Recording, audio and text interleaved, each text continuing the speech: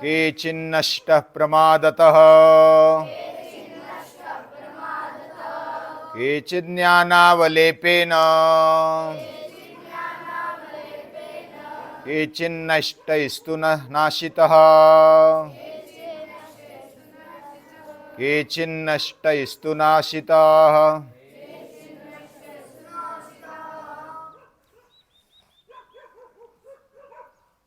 हम क्रोध करते हैं, कभी डर जाते हैं। ये लगभग सभी में दिखाई देता है और उसका मूल कारण क्या है? मूल कारण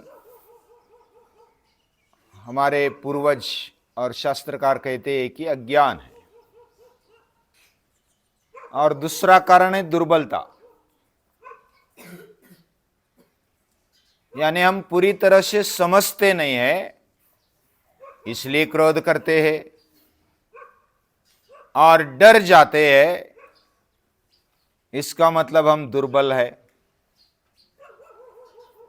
तो दुर्बलता से डर भी लगता है और क्रोध भी आता है, और अज्ञानता से क्रोध आता है और डर भी लगता है। दोनों एक दूसरे में अटके हुए, और हमारी समझ ऐसी हो जाती है कि दूसरा दुष्ट है, वो अच्छा नहीं है, अज्ञान के कारण।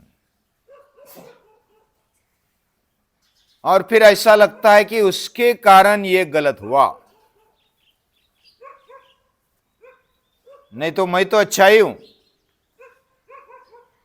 ऐसा लगता है।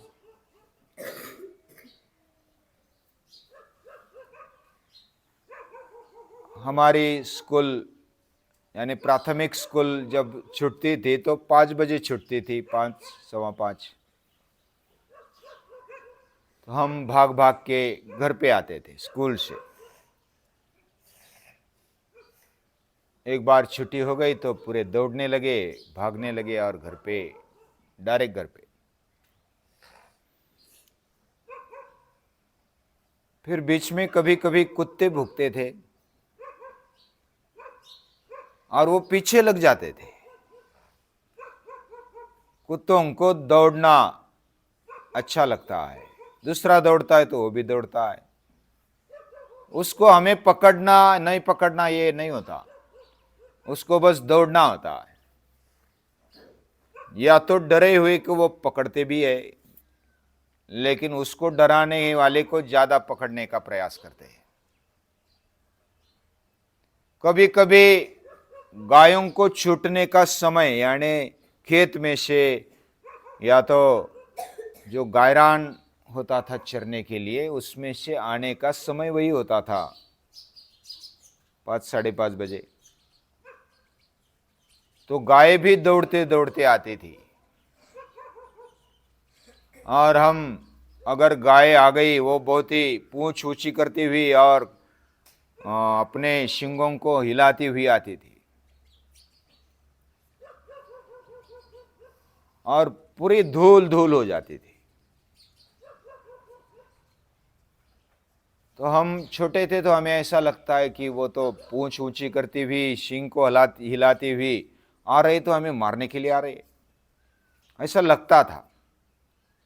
तो हम क्या करते थे, गायों को देखा तुरंत पेड़ पर चढ़ जाते थे, और पेड़ पर चढ़ गए तो ऊपर से देखते थे, नीचे से गाय जाती थी। वो तो जिस वेग में आ गई उस वेग में तो आगे चली गई,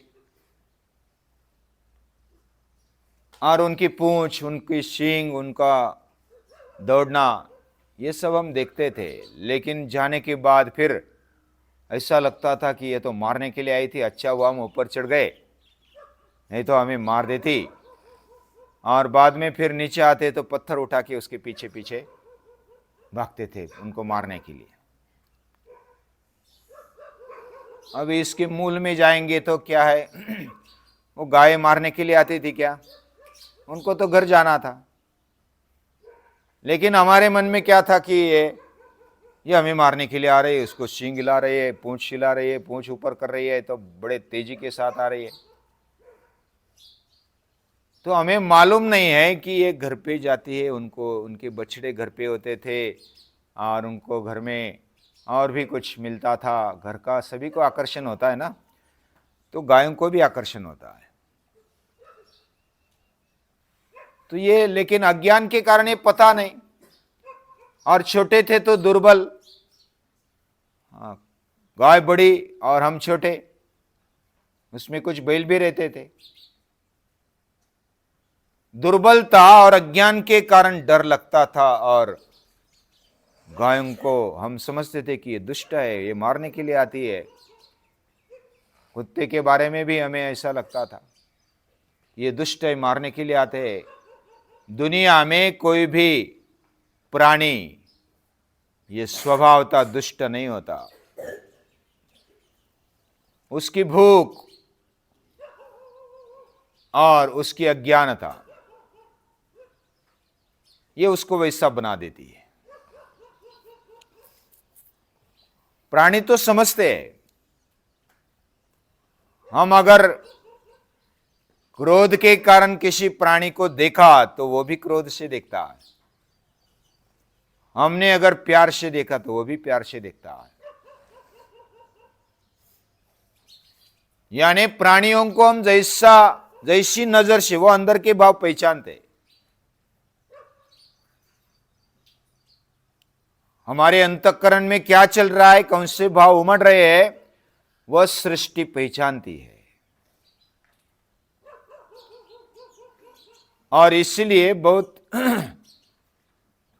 सारे तो ऐसा मानते हैं कि ये न समझने के कारण कि ये जो प्राणी है ना, ये दुष्ट है, ये शत्रु है हमारे। जो भी व्यक्ति पहचान वाला नहीं, वो भी ऐसा लगता है कि ये दुष्ट है, दाढ़ी बढ़ाई हुई है, मूछें बढ़ाई हुई है, केस बाल बड़े हैं और बड़ा खूंखार लगता है, तो हमें ऐसा लगता है कि ये दुष्ट है। लेकिन सभी के बारे में ऐसा नहीं होता। मूलतः कोई भी दुष्ट नहीं है, स्वभावतः अच्छा है, प्रामाणिक है। अज्ञान के कारण वह दुष्ट बन जाता है, क्रोधित हो जाता है। दुर्बलता के कारण वो डरता है। केचिद अज्ञान तो नष्ट, अज्ञान से कोई कोई खत्म हो जाते हैं, मरते दम तक उनका ज्ञान नहीं जाता। बुद्धि नहीं चलाते, अभ्यास ही नहीं करते, तो क्या करेंगे। हम पहले ही समझ लेते कि ऐसा है, लेकिन ऐसा समझना क्या योग्य बात है?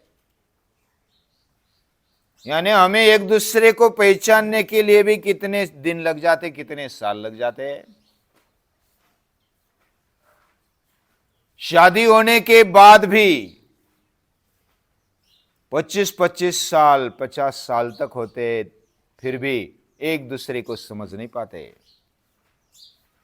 फिर कोई कोई तो 50 साल बाद ऐसा बोलने लगती कि अभी मैं तुझे समझने लगा। यानी 50 साल बाद भी बूढ़े हो गए, फिर बोलते कि अभी समझने, अभी भी समझने के, समझे कि नहीं समझे पता नहीं। यानी एक दूसरे को समझना यह बहुत कठिन बात है, पूरी तरीके से समझ नहीं पाते। अगर समझ पाते तो उनकी बुद्धि पूर्ण माननी चाहिए, लेकिन बुद्धि पूर्ण नहीं होती। जिसकी बुद्धि पूर्ण हो गई वो तो भगवान हो गए। लेकिन हम अभ्यास करते हुए भगवान के नजदीक जा सकते हैं। अज्ञान अभ्यास से निकलता है, संवाद से निकलता है, प्रश्नोत्तरी से निकलता है।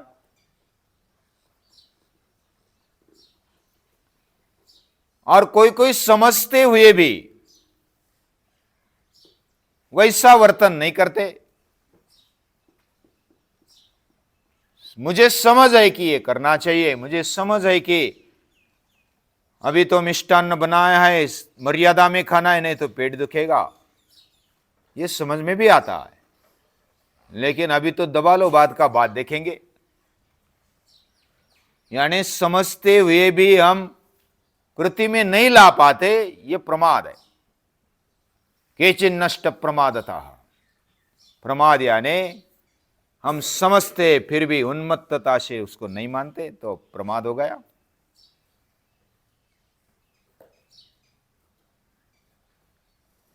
केचिद अज्ञान तो नष्टा केचिन नष्ट प्रमादता।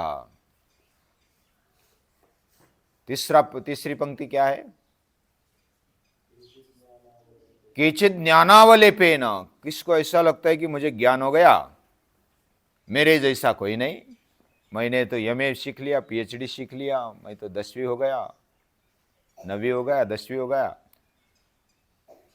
तो मेरा ज्ञान बढ़ गया। तो ज्ञान बढ़ गया इसका अहंकार हो जाता है, तो वो भी उसका लेप आ जाता है, उसका आवरण आ जाता है अहंकार का।